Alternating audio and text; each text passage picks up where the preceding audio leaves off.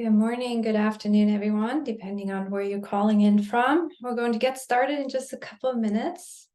Glad everyone is already here. If you want to let us know in the chat where you're dialing in from today, that'd be great.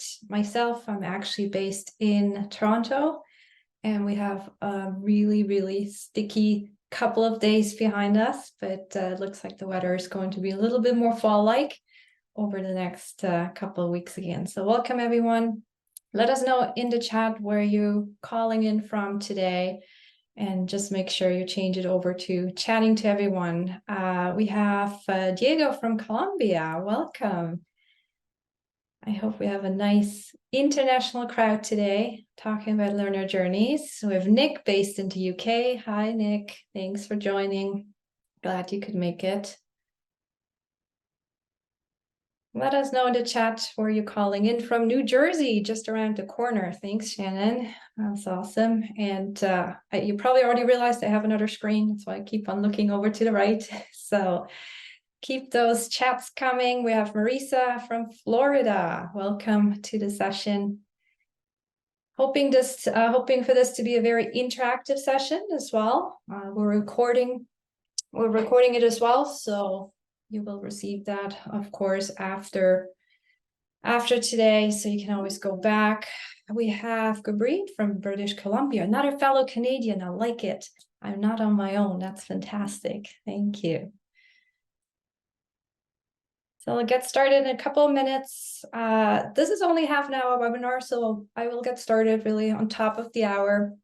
Lots to go through, but I also hope we can have a really good conversation. You don't have to hold your questions to the end. You can pop them into the chat anytime they come up, and I will do my best to answer them as they come through. And I have a fantastic support team on the call as well, so in case I miss a question, I'll definitely make sure to get to it at the end. So again, welcome everyone to our webinar, Demystifying Learner Journeys. My name is Bianca Baumann. I am the VP of Learning Solutions and Innovation here at Ardent. And Learner Journeys is one of the topics that really is very close to me and near and dear to my heart. It has really, the learner journey itself actually has its origins on the marketing side. And you're probably aware of journeys in marketing. You might have heard about those. And we're all part of them, right? And it's always fascinating to me how marketers actually know exactly when to send us the right content, and it just fits, right? So they really do understand us. So what we're talking about today is really, what do marketers do so well, and how can we actually tie that into what we do in learning and development and create better learning experiences for our employees. So what's really interesting, HubSpot did a study back in 2021, and they found that 70% of online shoppers abandon their goods in their shopping carts. You might have been there, right? You're like online, you're clicking around and things don't work the way you expect. What do? You give up, right? So 70%, imagine that. So why are they doing this? Why are shoppers abandoning their shopping carts, although they came to the website to actually purchase something? Well, because 80% of those customers actually consider the experience with the company as important as the product. And I wanted to bring this stat in here in the beginning of the session because it's the exact same thing for our learners. The experience they have with the training that we offer to them is super important. So it's not just about that end product and how beautiful a video looks, or how fantastic that e-learning module is, but how do they get there? How are they aware that it's there? How easy is it to access it, right? So the experience really crucial when you think about the actual journey that someone is going through. So on the L&D side, why should we care about those learner journeys? We heard a little bit about it from the marketing side, but for us, what journeys do is they actually put the learner at the center of everything we do. Just like a customer journey, right? Marketers focus on the customer. thinking about who they are, what they like, what they don't like. And the same holds true for learner journeys. So they're a very learner-centric tool that we can leverage to cater towards what our learners really need. So instead of us thinking about what they might need and what we think they might need, we're actually talking to them. We're figuring it out. We're really, really going deep into their pain points and their challenges that they might have. Another reason why you should care about learner journeys is they allow you to space out training. So instead of a one and done event, it's an ongoing journey. It's an ongoing learning process. And we all know for ourselves, we usually don't learn something in just one sitting. It takes time to practice. It takes time to repeat a certain action. It takes time to reread the same thing that you keep on forgetting over and over. But eventually, over time, as we space this out and as we repeat the same actions, we actually now acquire knowledge and skills and abilities, right? So spacing out that learning, really helping with that forgetting curve. The other really cool, exciting thing about learner journeys is that you have a variety of channels that you can use to engage your learners. So again, instead of here's your e-learning, or here's your video, here's your ILT, it's a blended experience of different channels that you can use. And I know for us in learning, it's often so hard to think outside the LMS box, right? Because we think about what are some activities, what are some assets that we can create that then fit onto, or that I can put onto the LMS, right?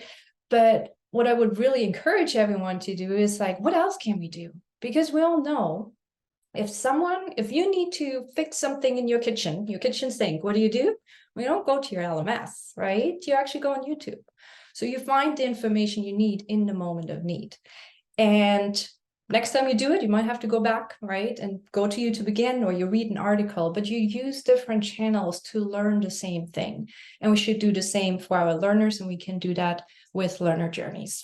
And then the last one, because they're data-driven, as I go through a journey, I can actually capture data and feedback. And I don't have to wait all the way to the end until a training is done and say, so how did you like it? You didn't like it? Too bad. I can actually use the data and the feedback and adjust my journey as I go through, really reacting to what my learners need, right? So those are just a couple of the benefits of learner journeys and why you should actually care about them. And clearly you do care about them because you're here today to learn a little bit more.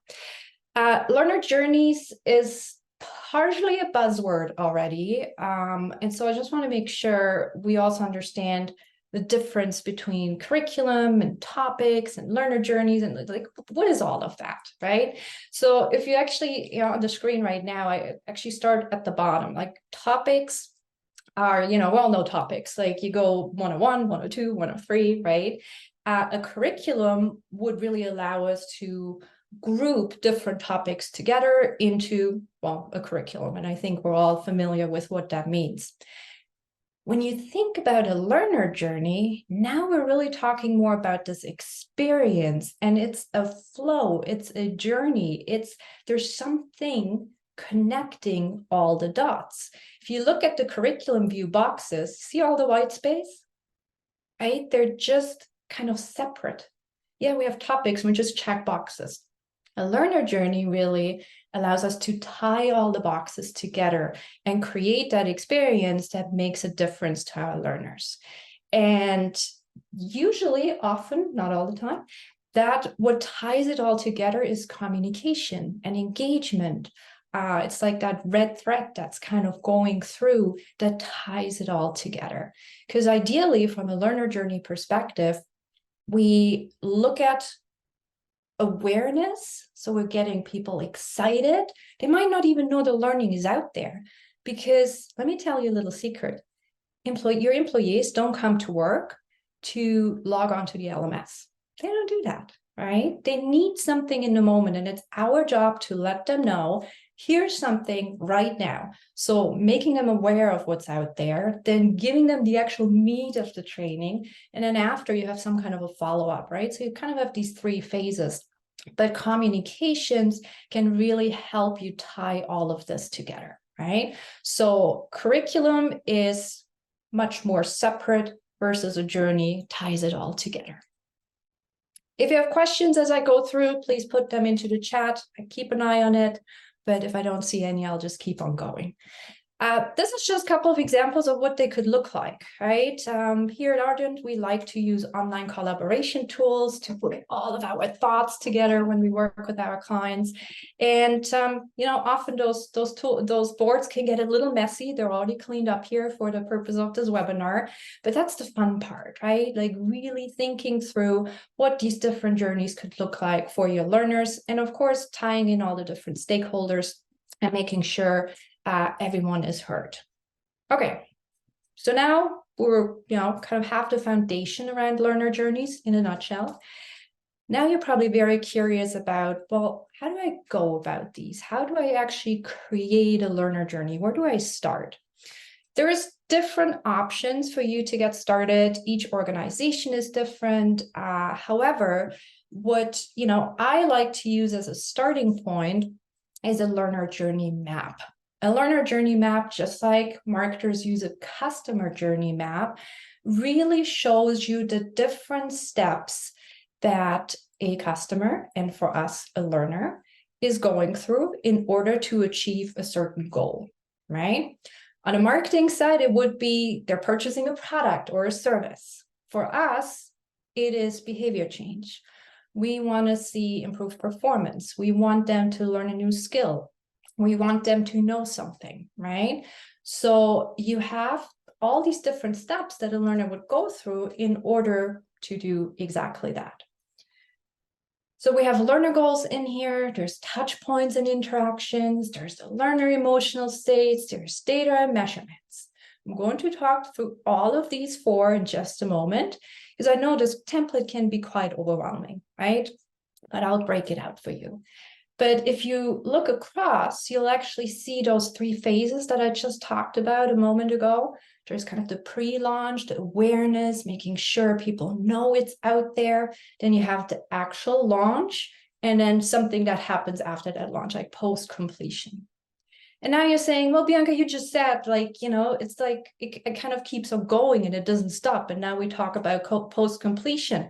Well, we kind of still have to put it on paper. And there is somewhat to an end to it, but not like the one and done that we're used to from an ILT or an e-learning. All right.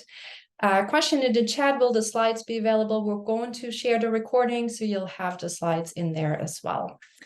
Can you provide examples of these related documents? Peter, I'm not quite sure what the question is referring to, but I'm wondering, as I go through the next slides, if that will answer your question. And if it doesn't, then, a populated example, you got it. We will have one at the end, okay?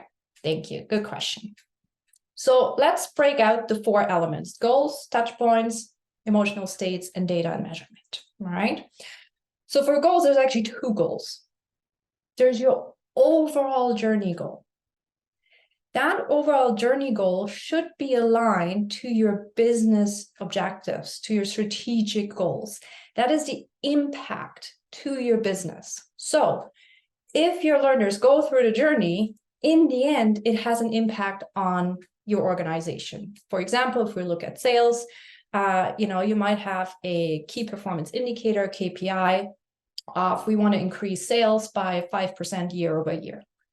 That is your overall journey goal. But then you have the learner goals, and those are the ones for each touch point where you basically think about what are the goals for this touch point. And those are the same than performance objectives or learning objectives. So for example, going back to the sales example, If our KPI is that we want to increase sales by 5%, there might be, one of the touch points, one of the tasks might be around related to lead management.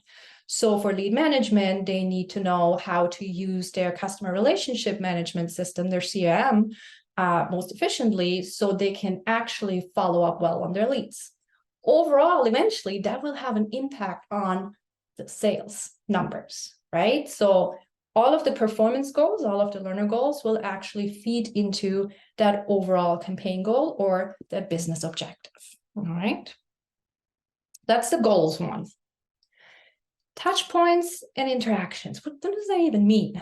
So touch points are really every time your learner touches your training, your learning solution, the experience. And it really is the content types that you share using different channels. So it could be videos, it could be e-learning, it could be an ILT, it could be a chatbot, and then obviously the content that you share within each of those, right? So every time you give them an opportunity to interact with you, with your L&D brand, that is what's called a touch point. That is an opportunity for your learners to interact with what you want to teach them. So what's really important when we create these touch points is that we have to have a kind of consistent experience, no matter if they get the content through an e-learning or an ILT or the chatbot or a job aid, right? Consistency is really, really key. And that's kind of like where that L&D brand comes in a little bit as well, right? So ideally, we want to create the same experience across all these different channels, across all these different across all these different touch points. So it's one cohesive experience for your learners. Then you have to connect these touch points, and that is where communications come in, right? It could be emails, it could be any direct messaging system you're using like Slack or Microsoft Teams. Just, it's almost a change management piece behind it, right? Like, how do you tie it all together to make sure we don't just list a whole bunch of assets and they're just kind of flying around in the universe and no one really knows how to connect them. So it's our job to connect them into a cohesive journey. And the last one might sound a little weird, controlled and non-controlled. What are we talking about? So on the marketing side, and this is again coming obviously from there, they talk about having control touch points. That is anything like their website or their social media page that they own. Non-controlled is Google reviews. If you think about it, right, someone might go out there and go into a physical store to look at some products, then they do some research on the website, and then they check the Facebook account. That's all controlled by an organization, so I can make sure they have the same experience. Once they purchase the product, now they go out and actually leave a Google review. I cannot control what that customer is saying on Google about my product. And I like to take this into our area of learning and development and say, okay, we have control touch points, the LMS, still the holy grail. But I just mentioned when you want to fix the kitchen sink, you go to YouTube. We need to allow our learners to go to the YouTubes of the world to find information that they need in the moment, even if we don't control it, but it still helps them in the end to achieve their goal. And I know that's scary, but it's really, really important that we open this up, right? And give opportunities to our learners to use those non-control touch points as well to augment the experience that they have, right? So lots goes into those touch points and interactions. And we'll talk also how we get from these learner emotional states to the touch points. And this is where the example will come in the end, all right? Rory is asking here, does it help to provide suggestions on outside material, or is it better to let the learner do this on their own via YouTube? Love the question, Rory. I love to give a little bit of guidance, right? And to let them know, like, hey, it's okay. If you want to go out on YouTube and find this, be my guest, right? Let them know that you're open to it. In my experience, works best, right? So learner emotional states, this is really all about, what do our learners see What do they hear? What do they do? It's really the job description. And the most important one, what do they think and feel? For some reason, we always overlook, or often overlook, that in our learning solutions. The emotional aspect of how our learners go about our training can make or break the experience, right? So understanding what they're thinking and feeling really helps us pinpoint what the pain points are, and then on the flip side, what the needs are. And based on that, I can then identify what those touch points are that are actually really needed, what the content is that they really need, right? And then lastly, we have data and measurement. Obviously we have our LMS, LXP data, right? Any platform reports that you can get, easy to do that. But, there's so much more in a campaign, because you can go through it at each touch point, get the data that you need, adjust your journey as needed, and make the learner happy. So there's qualitative feedback, there's engagement data. Are they sharing content? Are they liking content? Are they commenting on something, right? Observations are great. And then, of course, overall, our KPIs to make sure we're actually hitting the overall goal for our learner journey, right? So it's different options here. I always say make friends with your IT department, because they will be able to help you to get additional data as well. All right. So I said, how do we actually now, we have this big journey template that I showed you, and it's like, ooh, it all sounds great, but how do I actually fill this in? I understand now what all the 4 buckets are. How do I get from one to the other? So again, just to quickly recap, the overall journey goal, that's your business goals, your strategic objectives. So they should already be somewhere. The goals for the learners, performance goals, learning objectives, right?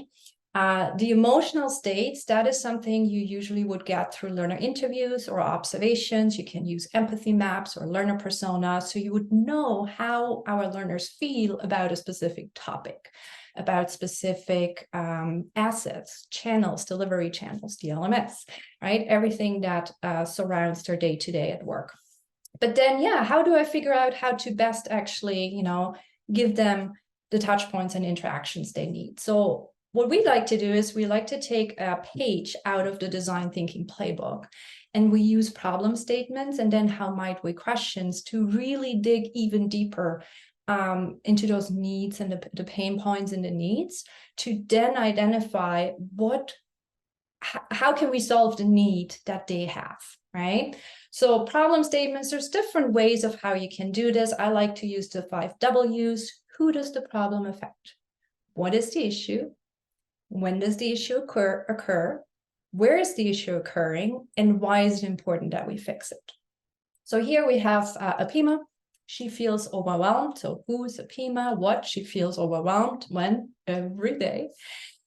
What and where? Because there are too many conflicting priorities at work, which lead to negative feelings and emotions about her work and the work environment. As you can imagine, it's not good, right? She's already in her head. There's already a lot going on. And now we're asking her to be part of our training. Whew, that's challenging, right? So breaking this out, these problem statements, I like to work or create these together with our clients to really, dig deep. Where do you get that information from? Learner interviews, your empathy mapping, right? That's where it's coming from. Yeah, exactly. Shalise is saying the 5 W's is a type of root cause and feeling analysis. I love that. Thanks for adding that. Once you have your problem statement, so we've got the learner personas, or empathy maps, you have your problem statement, then you can come up with how might we questions. And those are questions, as the term says, that help us answer the problem statement. So in this case, it could be, how might we help Apima improve her prioritization skills? How might we help her manage her time more effectively? How might we help her reframe negative emotions regarding work in positive ones? How can we help her to respond positively to customers and their emotions? So, like to have 3 to 5 how might we questions. And then what happens, it's just, as human beings, when we're asked a question, we like to answer it. And the answer to those how might we questions will help us identify what those touch points and interactions are. I know it's a lot. I'm not going to lie, right? I also know having all of this in half an hour is a lot of information. But, if you take the time up front to really understand your learners, to talk to your stakeholders, to really understand how it all ties in, and go through this exercise, you'll actually be able to come up with some really, really exciting ideas that will help you create those learner journeys. And again, example is coming in the end, so stick with me. So as you go into the ideation process, encourage sharing, also to sketch or storyboard. I know when we ask people to sketch something, it's always like, ooh, don't want to do that. But once you get there, it's a lot of fun. And then it's also really important that we vote on idea and prioritize them, because you'll end up with a lot of ideas. We won't be able to put them all into our learner journey, right? So it's important to prioritize as well. Couple of other best practices. I always like to set a time limit, because otherwise, you'll never end. Stay on topic. Important to defer judgment or any criticism. The next one is one of my favorites. Encourage weird, wacky, and wild ideas, because sometimes you might surprise yourself on what you're able to do, despite current restrictions. Just put it that way. Also, always helpful to include people from outside learning and development, build on each other's ideas, be visual. And the other thing is just having one conversation at a time, which is really important. All right, I know we're all ready for this example. So what I am going to do is open up only once. We only need it once. And I know you can't read this right now, so just give me one quick moment and I will zoom in for you so we can actually look at this. So I want to go back exactly, right? Best ideas come after the brainstorming. I hear you. Also, depending on the organization, brainstorming might not work well. Some people work better on their own, right? So sometimes it's helpful to have them think about it individually and then have everyone come into one room. So I want to show you, and it's not the populated learner journey map that I showed originally, because there's a little bit more that goes into here. I wanted to show how we really go from those emotional states and the problem statements to the how might we questions as well. But then you'll see the rest of the screen will be the same than the template, just looks a little bit more fancy. So going back to our salespeople, they have to deal with lead management. Lead management is one of the steps in the journey that we identified as a problem overall. So the goal for this particular phase would be that they use the CRM efficiently to capture leads from various lead sources, email, phone walk-ins. So our problem statement is, going back to our friend Apima here, that she feels anxious, but she's learned to ignore it for now. She lives in a small CRM world, focusing on the bare minimum. She's checking boxes so she can say, it's done. But there's so many leads coming from all different sources, and all leads, and leads fall through the cracks. So obviously there's a lot in here, a lot of problems, a lot of challenges that relate to Apima, that relate to work, right? So how do we think she feels? Boy, we know she's overwhelmed, she's anxious, she's under pressure, she's actually less excited about work, probably even annoyed, she's agitated, she's nervous, she's unsure, she's concerned. Whew, lots of negative feelings here, right? And when you go through this, don't get discouraged. It's normal. All the negative stuff always comes out, but there's also usually positive stuff as well. So some how might we questions here is, how might we help Apima deal with multiple leads during the day, help her get organized? How might we help her reframe her negative emotions regarding lead management in a more positive one? And how can we help her create customized experience regardless of lead origination? So you see, it's learner-centric, right? We don't look at the challenges overall, we look at it from Apima's point of view, and that's the key. So from here, I can now really get into the touch points and the interactions. So what are some touch points and interactions? Definitely CRM workflow, right? Like that is something she needs to learn about. She needs to learn about phone skills. She needs to know about email etiquette. She needs to know about open-ended questions. How can she follow up? We need to talk about her organizational skills. So all the things I put on here, right? CRM workflow, we might be able to actually use simulations to teach her how to do that. For the phone skills, we could have group activities where they're actually practicing that. For email, maybe there's a writing group. Open-ended questions, great, you can do that perfectly in role plays. Follow-up processes, maybe it's an interactive video that I could use. And for organizational skills, a community of practice.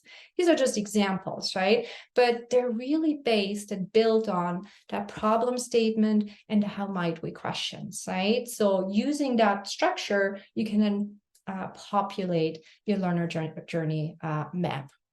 And then, of course, manager support. In terms of data and measurements, there might be usage, observations, engagement, there could be checklists, views and drop-offs for videos, there could be surveys. And obviously, to go back to that KPI piece, the number of qualified leads and the number of appointments she gets booked, right? To kind of bring it all back to the overall goal. All right, I know that was a lot, and I see there's a question here in the chat, and due to time frames in creating these journeys, can we create just a persona then per individual? If we did this for everyone individually, it would be time consuming and we might not have the time. Fantastic question. Yes. So what I like to do is that, we group our learners into persona groups for one. And then, yes, so usually you have one journey per persona. However, if you look at, for example, a sales consultant and a sales manager, you can put the two together because the manager would need to know everything the consultant needs to know, plus, a little bit of that managerial tools and activities and whatnot. So yes, you would create learner personas based on groups, and then this way it becomes a little bit more manageable because absolutely there's no way we could do this for every individual in our organization, at least not yet. Who knows? Maybe in a couple of years technology would allow to do that. Any other questions that you have? I know we have 1 minute left, but I'm also happy to stay longer if you have more questions. So don't be shy, put them into the chat, and I'd be happy to answer them for you. And we can also stop sharing so we can actually see each other a little bit better here as well. All right. Well, if there's no questions, everyone, I thank you very much for joining today. I had a great time. Thank you for your questions and your comments in the chat. Again, we will share the recording with you, so stay tuned for that. And I hope you have an excellent rest of the day, and we'll talk to you soon. Take care.